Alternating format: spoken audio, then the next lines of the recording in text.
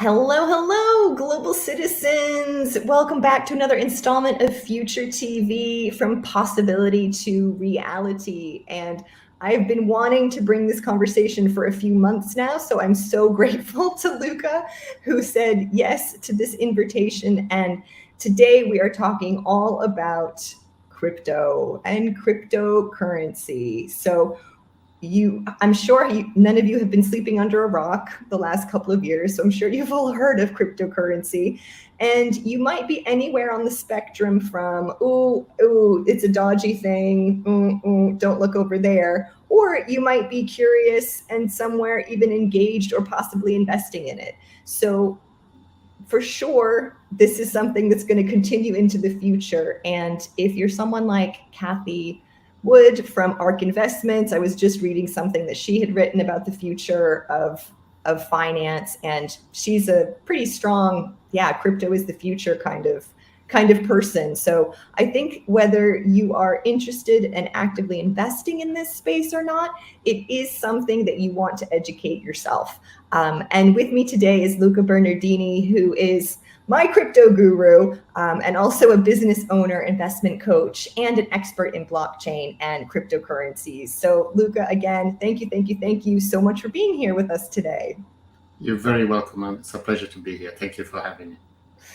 So, Luca, I just want to set the scene, the base context, because I actually started my career at Bloomberg in the financial markets. And although I wasn't a journalist, I was constantly bombarded by financial journalism. And I really vaguely remember, like 15 years ago, there's this thing called cryptocurrency. And it was really like so out of this world at the time that I remember first hearing about it. So just give us like a short, just the basics, how long has this been around for? And just how big is this thing compared to maybe the rest of the financial markets?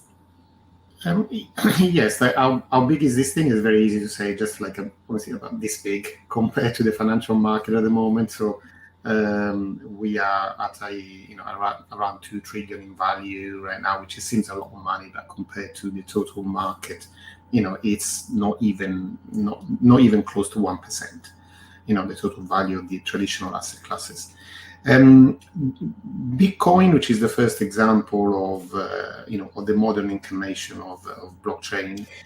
Sorry, Luca, I just want to really present that to viewers, because 2 trillion, and I don't know, is that US dollars? US dollars, sorry. US dollars, because 2 trillion US dollars would sound like a lot of money. But if that's less than 1% of the financial market sector, then you're saying that the financial market sector is how many hundreds of trillions? It's huge when you consider the asset classes, when you consider all the money in circulation, the real estate, the stock market, crypto is a tiny percentage of all that. I want to see a tiny percentage. So it's still very, very early days, and it still has got to at the moment it's just like any new product at the beginning of its market cycle.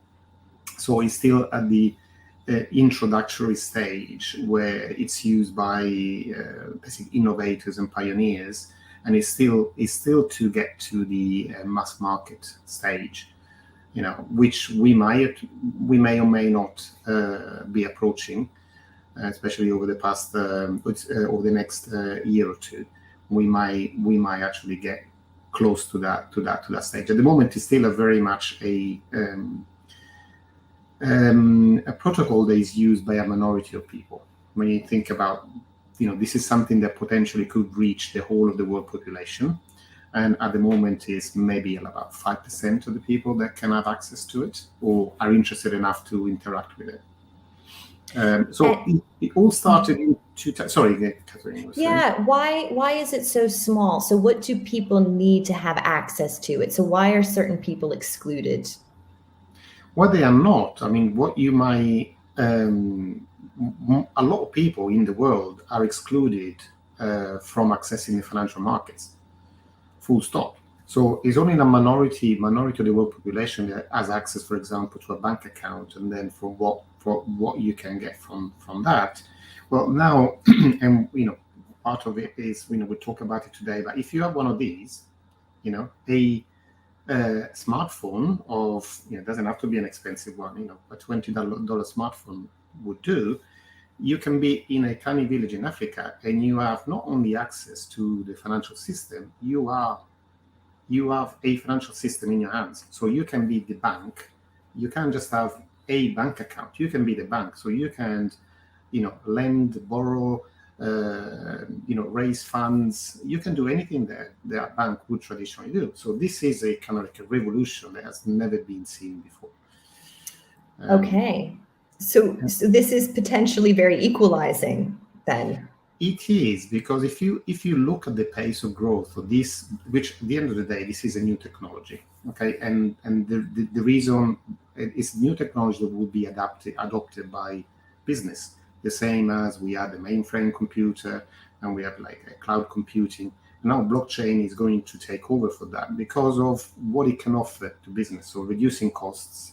So mainly businesses are about doing things as cheaply as they can and getting as much as they can for their money. And also there are certain specific things that can be done with blockchain that cannot be done any other way. So what the pace of growth of this technology compared to the technology, the most recent ones that are basically invaded our world. Like I remember, a world before mobile phones. I'm at that age, and the world before the internet. Now, the actual world as it is now cannot exist without mobile phones and without the internet. But the growth of this technology outpaces the mobile phone, the growth of the internet. Absolutely, any major innovation that has been introduced, this is growing much faster, and potentially would bring benefit to so many more people than just a select few. And that's the big change that this is bringing. That's amazing. And I find it interesting that you keep referring to it as a technology. And I think there's a lot of just misunderstanding. I mean, I have to be honest, I'm pretty invested in many different types of crypto coins, and I still struggle to actually answer, what is it in its most basic terms, apart from being a technology. How would you explain if aliens landed in your room right now and you had to explain and they knew nothing? How would you define what crypto is? Okay, I'll try to be short because I'm not known for my, for being short about these things. But it goes all down to the concept of money. So we have been basically brainwashed for so many years, since 1913 to be precise, when the first instance when we went off the gold standard, and we had the first example of fiat currency. We have been pretty much brainwashed, because the only reason, so in a way, we think that I started life as an economist. Okay, so I look at everything within those, with that kind of filter. And the difficult thing to understand is that when you study economics, the things that they teach, every single university in the world, apart from very, very few, where these things are starting to be talked about, don't actually work. Economic science doesn't work. It's not a science. Okay, and it has been. We all think that it's like something that's been well thought of and put together with a lot of thought. Well, it hasn't. It has been put together almost like piecemeal, as they made it up as they went along. And the only reason why it all started was to allow the people in power to spend your money without you knowing it. And that's the whole reason of existence of fiat money. And Luca, would we be talking about Keynesian economics? Because I studied economics at university. Yes, Keynesian economics doesn't work. John Maynard Keynes wasn't an economist. Okay. You'd be surprised to know. So we studied Keynesian economics from somebody that wasn't an economist to begin with, and it's all based on that. And so Keynes was a politician, and he has put things together so that to help the other politicians to do the thing that they want to do. Because in a gold standard system, if you want to spend money in anything, you have to raise it first. So you cannot spend money that you don't have. Instead, in the system that we have today, they can just print money, they want to spend something, and then worry about that later. And we all know, about my grandparents that were used, the kind of people that would put money, I'm not saying in their mattress, but they would keep money aside. And if you did that, because in the old days, you took your money out after 10 years, you could still buy the same things that you could 10 years before. Now, if you put your money away for 10 years, when you take it out, you can only buy a fraction of what you could buy 10 years before. And that's the real, brainwashing. So they manage to take money out of your pockets without you realizing it. It's interesting that you say that, Luca, because my experience of studying economics, I remember being at 20 years old and taking these concepts into my brain, and my brain, like finding my brain having a lot of resistance to them. It's like I could tell that this wasn't the whole picture. Like it felt like being fed these little bite-sized chunks of things that kind of made sense, but that I couldn't really lodge them anywhere that it would all stack up. And I had no idea that I was intuitively sensing there's something this does not add up here. And I didn't know until you explained it that way. Oh, sure. That's why I was resisting it. Yeah. For those that haven't studied economics, what people that study economics do, they learn things to pass the exams. Once you pass the exam, you forget all about it, and then you get on with your life. The stuff that you have studied, you never use again in your life, apart from some bits and pieces. Obviously, you do, but generally speaking, the science of economics doesn't work. It's not a science. So I think a science should be, should be precise rules that can be applied when it is a science. Well, if you apply it to economics, there are so many exemptions, so many exceptions that they keep getting justified with making things up again. Things like supply shock, or all these things. All these words are useless, and they're just made up just to justify why the rules don't work. It's really funny. So we're starting to see the myth of the fiat currency, like the fiat currency, which from 1913. So hey, it's had its centenary anniversary shortly in the grand scheme of things. So we're more than 100 years post this system that doesn't really stack up. So no surprises, something like cryptocurrency has appeared on the scene to disrupt that. So what is the alternative? What is the alternative that cryptocurrencies offer systemically that are healthier for consumers? Okay, so what Bitcoin was originally thought of in 2008, when this idea was first circulated in the circle of cryptographers, people loving numbers, they do cryptography all the time, and it was a very, very small circle. This is how it was born. And when it was launched in 2009, he had a picture on it, on the first, what they call it, Bitcoin block. A blockchain is a series of blocks, and every block is, contains certain information within it. It can be transactions, it can be pictures, it can be all sorts of things. And one of the things that he had a picture of the page of the Times on when Gordon Brown decided to sell off the UK's gold reserves at a knockdown price, and the idea basically was, look, we can do this better than you. So we have invented a perfect form of money, because at the moment what we have is not money, it's a currency, which is a different thing. Okay, money should be something that it cannot be manipulated by any one person, and it's something that is stable, secure, that can be used for generations. And so the invention of Bitcoin is a digital form of money that can do without the element of trust. Because in our life, we've always been used to relying on somebody that tells us, yes, this is true or this is not true. So, for example, a bank manager tells, when you have to check if you can do a transaction with somebody, you can ask your bank manager, you say, yes, he's good for that transaction or he's not good. So there's always an intermediary that goes between what you want to do and the other side of the coin. With Bitcoin, they've invented this fantastic system of a digital form of money that can be easily transmitted, much a lot easier than a solid form of money. It's programmable, as different from money. So there are lots of fun things that can be done. With that. And also they've invented a digital scarcity, because the number of bitcoins is fixed at a maximum of 21 million.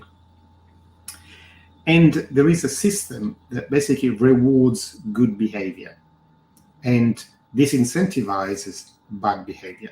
So it's a very, very clever system that propagates itself, and so that it's everybody can be part of the Bitcoin network, and there isn't any single point of failure, because it's a distributed systems with thousands, hundreds of thousands of users, and providers of the service called the nodes that can offer the service to everybody. So there isn't anywhere in the world a server that you can switch on and off that would stop the service of Bitcoin. You could stop it maybe for some reason in the US or in another country, but it would just carry on everywhere else in the world where there are Bitcoin computers participating to the network. So it's amazing. It's we can say it's the new form of money that probably our children would be using every day. I put my head on the block here. I would say that if you have a young child of less than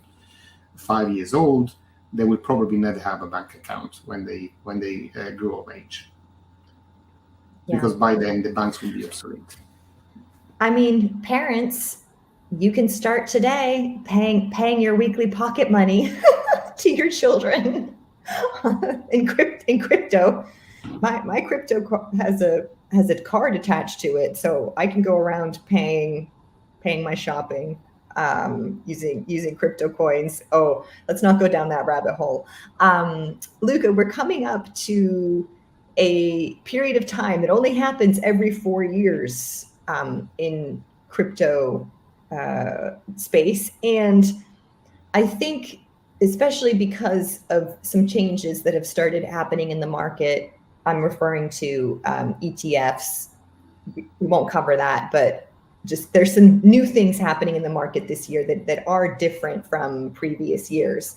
And so because prices have been going up and up, and Bitcoin has hit about 4 all-time highs in the last 2 months, there's a lot of press coverage, mainstream media press coverage about it, because anytime Bitcoin hits an all-time high, it's, oh my gosh, it's all splashed over the news. So I think people are going to be hearing increasingly more and more because of this unique time. Tell us about the cycles, in order that people can be less sheep-like and more leader-like in crypto space. What do we need to know about the halving events? Okay, the halving event in particular is referring to Bitcoin in particular. Okay, so to encourage what they call like miners, which are people that put their computer power into the service of the network, to encourage them to participate, the Bitcoin protocol gives a reward to each miner that is successful in creating the next block. So you imagine that all the people that participate supporting the network and have their computer connected to the Bitcoin network, they all fight against each other to create the next block. Just imagine. It's almost like a lottery. Just imagine a lottery, and one person wins the lottery, which is every time a block is created, roughly every 10 minutes. Now, whenever the winner of this lottery that creates the next block, there's the right to basically put all the transactions that happen in the last 10, 15, 20 minutes in that block, and make it then become a part of the long list of transactions from the first day that Bitcoin was invented. Okay, so every transaction is recorded, is immutable then by the time a block is published. So the winners of this, or the miners that win this thing, they win a reward in Bitcoin. Now, every 4 years, that reward gets halved. So to begin with, when Satoshi Nakamoto, that you might have heard of, is supposed to be the inventor of Bitcoin, we still don't know if it's a real person or is it just a pseudonymous. When it started the Bitcoin network in 2009, the reward was 50 Bitcoins per block. And then every 4 years that got halved, so then became 25 in 4 years later, and then 12 and a half, and then the current one, which is 6.5 Bitcoins at the moment. And in around the 20th of April, this reward is going to be halved and become 3.25 per block. So what that means is, at the moment, these rewards are the only way that new Bitcoins are minted into existence. So they represent the Bitcoin inflation. And at the moment, the inflation of Bitcoin is similar to the inflation of gold. Now, you're thinking, well, gold doesn't have inflation. Well, yes, gold does have an inflation because there are gold mines. And every year, new gold comes into existence that didn't, or at least get dug out, that wasn't available before. Okay, so that inflation is about 1.5% a year. Now, at the moment, there's very similar Bitcoin and gold. From the end of April, then the Bitcoin inflation will be halved, become half that. So every time we're talking about supply and demand, for any goods price is determined by supply and demand. So the supply will become half of what it is right now, and the demand we can all guess. But obviously, there is more and more interest in Bitcoin, so the demand at the very least is going to stay what it is now, or it is actually going to grow. So if the demand grows and the supply actually becomes less, then price can only be pushed in one direction. That is a simple rule that normally works. Amazing. Luca, you've touched upon a few. I feel like we've introduced a few concepts here. So there's the mining of the Bitcoin. There's the coins themselves. You can hold the coins. Then there's some. I want to deal with the crypto scam fear, because there's a lot of fear. Oftentimes, when people hear crypto, they hear scam at the same time, and there are certainly some things out there that do resemble scams where people lose their money. If you are someone who's been thinking for a while, I know I need to enter the crypto space, but I don't really know where to begin. What advice would you have for newbies who want to dip their toes, who want to take their first steps and are a bit scared from all the different things they've heard? Okay, yeah, the first thing I can say to them, this technology is actually quite complicated. And to get new products out on the market, new blockchains, even kind of like a new coin that gets created, it's not that simple. Okay, so I would say if you don't know this sector already, just stick to the tried and trusted projects. Don't go and so you will hear, or especially on social media or anything, oh, this is a new coin that just created now. Well, the reality is that 99% are going to be worth zero, absolute zero, because this is the way it is. Only the best ones, the cream floats to the top. Okay, so the best goes at the top, and the ones that are at the top now are the ones that have tried and tested over a number of years. New projects may or may not be successful in the future, but you're taking a big chance or something that you don't know very well. So stick to the tried and tested ones. Maybe just look on some comparison websites. Like the one I use all the time is called CoinGecko.com. They list all the cryptocurrencies. Stick to the top 20. 20 that you find on there. You don't need to look very far, and that's already a lot. For you to consider. Once you get familiar with those and you understand what they all stand for, then you can start looking a little bit deeper. But to begin with, if somebody tells you, "Oh, this is a new cryptocurrency," just run a mile. Yeah. I agree. I echo that. Stay away from new.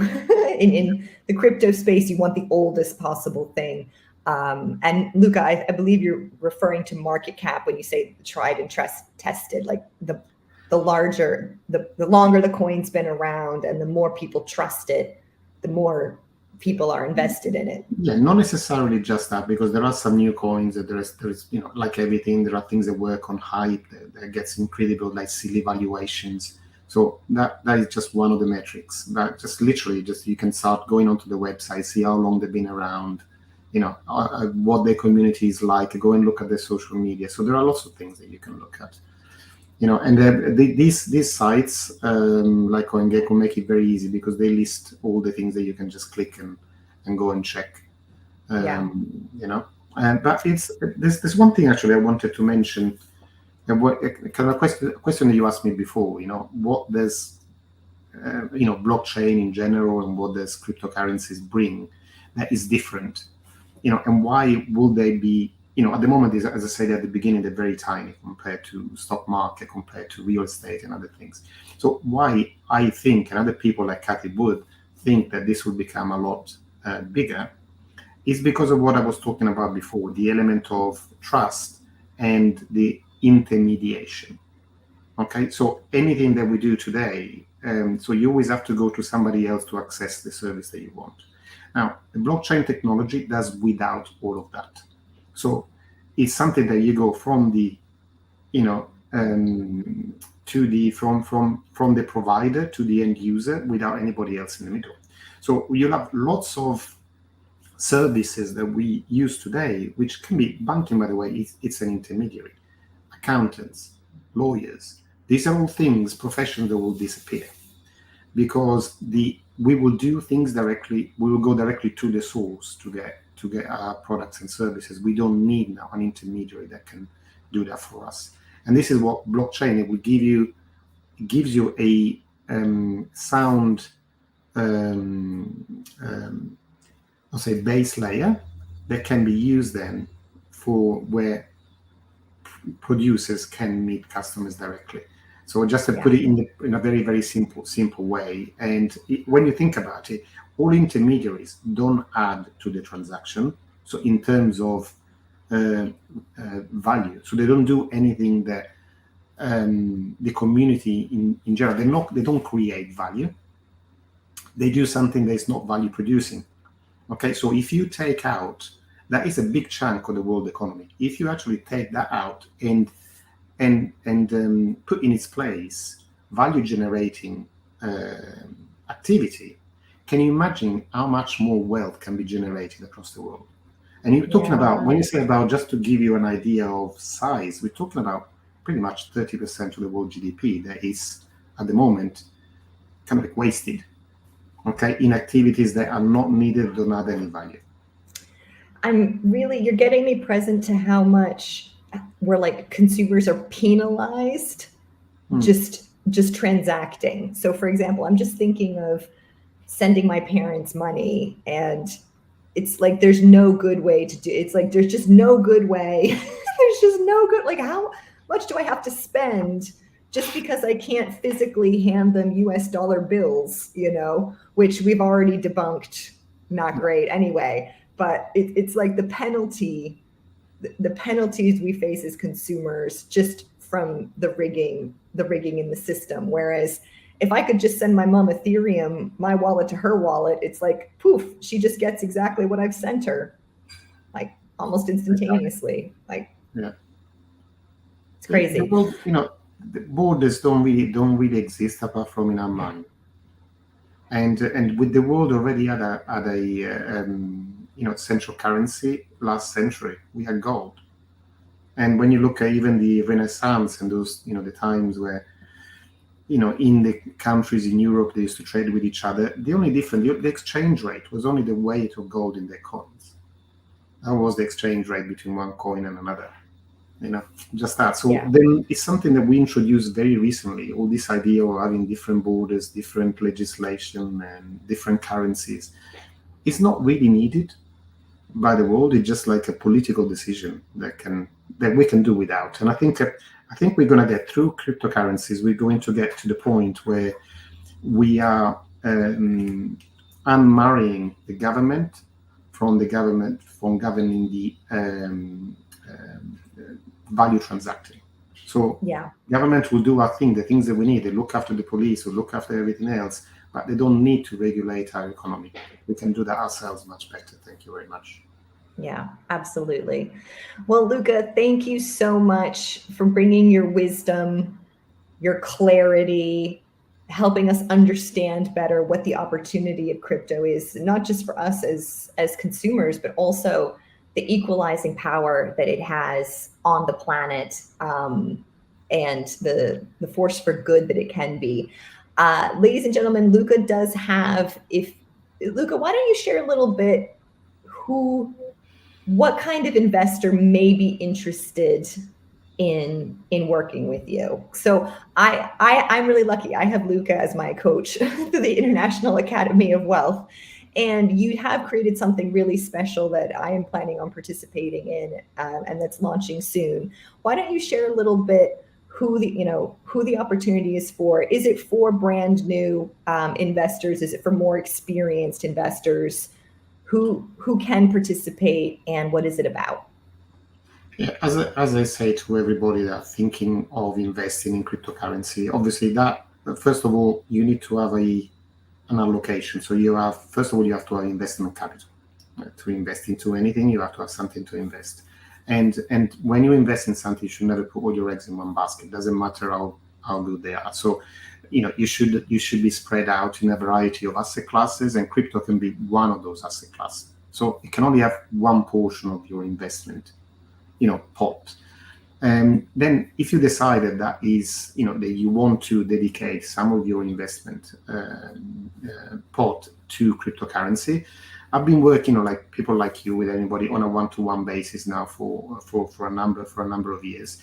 And the question that I get all the time is that, look, this is all well and good, but it's actually quite complicated. It takes a lot of my time to do. Why can't we just copy what you do? Why can't we just copy you? Yeah, exactly.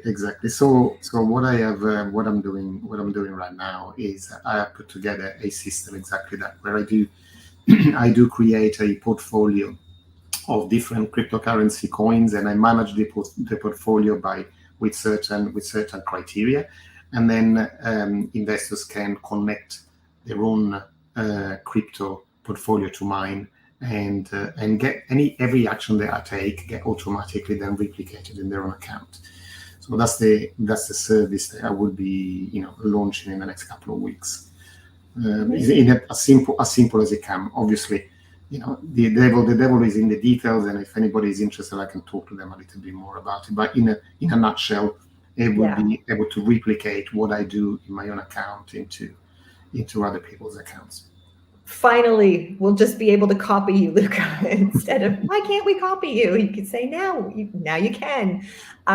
So ladies and gentlemen, Luca's email is luca@carboncopycrypto.com. I will put that email in the description above. And if you're curious about anything that Luca has shared today, from debunking the myth of the fiat currency, and can banks, what is the deal with banks? Can they just take your money? Anything that we've talked about today, and Luca's opportunity, please send him an email, even just to chat. He's very generous. I can say that from personal experience. He's very, very generous with his time and expertise.